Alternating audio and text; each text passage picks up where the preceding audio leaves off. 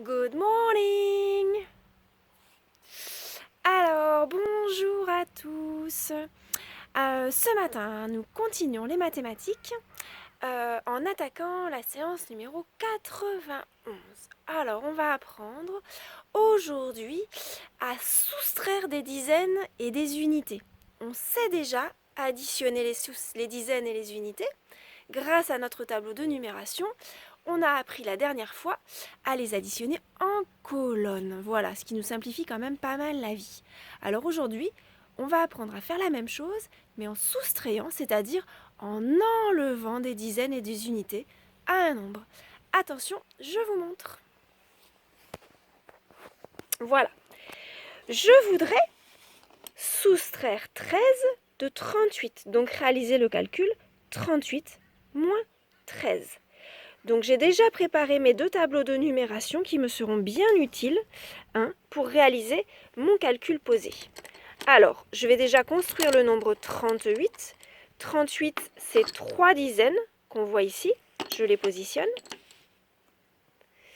Et 8 unités que je vais positionner à côté. Alors 8, moi je sais que c'est 4 et 4. Donc je vais fabriquer 4 et 4. Ce sera le plus simple pour moi, pour voir qu'il y en a bien 8. Voilà. Je vais écrire à côté dans mon deuxième tableau de numération le nombre 38 écrit en chiffres, comme j'ai appris à le faire pour les additions un petit peu plus tôt dans la semaine. Et maintenant, je vais devoir enlever 13. Alors attention, cette fois, je ne rajoute pas, j'enlève. Donc je ne vais pas reconstruire un autre nombre, je vais devoir enlever du matériel, enlever des choses. Mais je vais quand même écrire, comme j'ai appris à le faire, écrire dans ce tableau-là en colonne que j'enlève 13. Donc j'écris 13 sous mon 38. 13, c'est une dizaine que je mets bien dans la bonne colonne des dizaines et 3 unités que je mets dans la bonne colonne des unités. Et comme cette fois je les enlève, juste à gauche ici, au même niveau que le nombre 13, j'écris mon petit signe moins.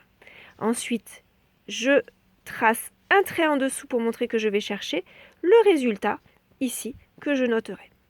Alors, on sait que quand on fait des calculs en colonne, on l'a appris la dernière fois, on ne commence pas par la gauche comme on fait pour la lecture, mais on commence par les unités. On commence toujours à droite. Donc on va s'occuper de nos unités. J'ai 8 unités dans 38 et je dois en enlever les 3 de 13. Je dois faire 8 moins 3.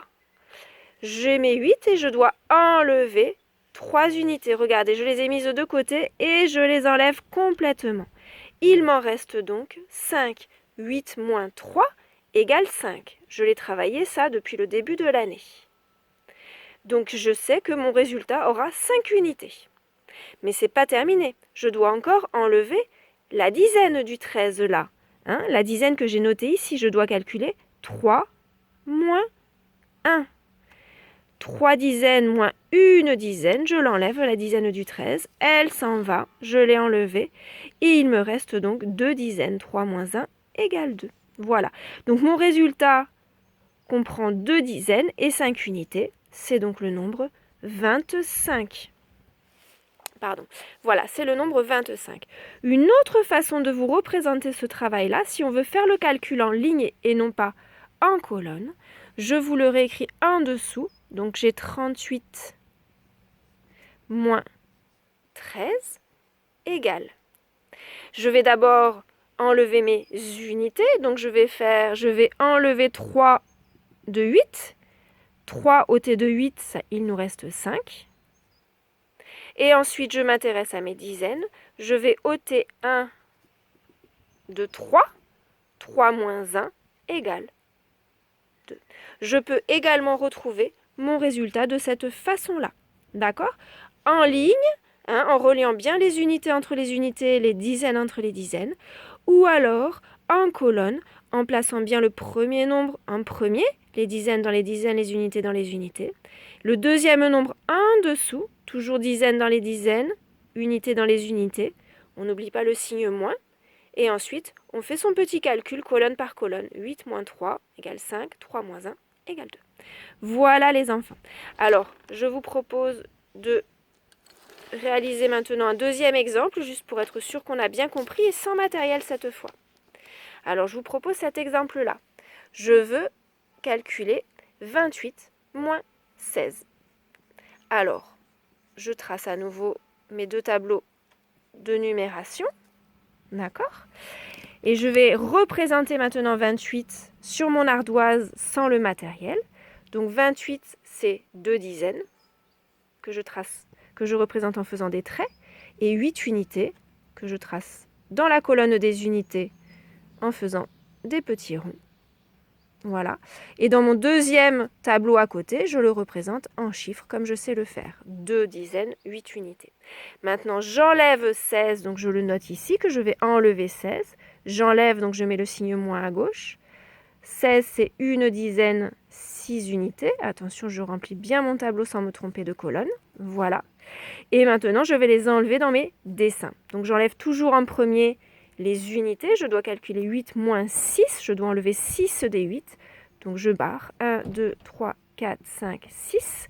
Voilà, 8 moins 6. Il me reste donc uniquement 2 unités. Et puis maintenant, je vais m'intéresser à mes dizaines. J'avais 2 dizaines, j'en enlève une, 2 moins 1. Donc j'en barre une. Je vois qu'il m'en reste effectivement qu'une seule. Donc mon résultat se compose d'une dizaine et 2 unités, c'est le nombre 12. Voilà.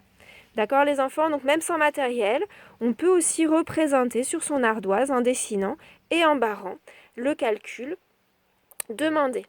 Alors maintenant qu'on a fait notre petite manipulation, comme d'habitude, je vous propose de passer au fichier. Regardons le fichier.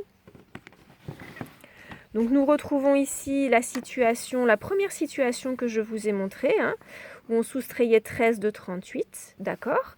Donc Alice l'a représenté avec le matériel dans le tableau, 3 dizaines et les 8 unités.